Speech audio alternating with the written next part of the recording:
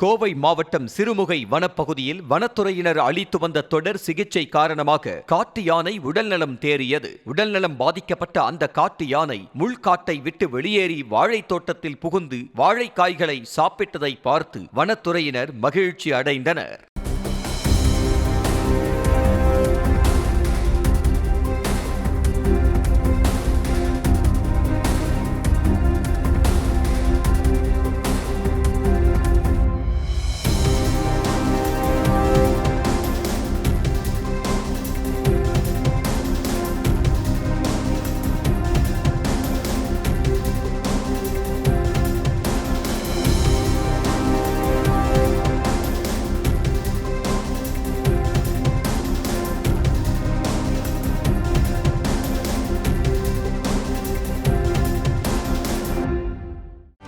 செய்திகளை உடனுக்குடனும் துல்லியமாகவும் தெரிந்து கொள்ள சப்ஸ்கிரைப் பண்ணுங்க.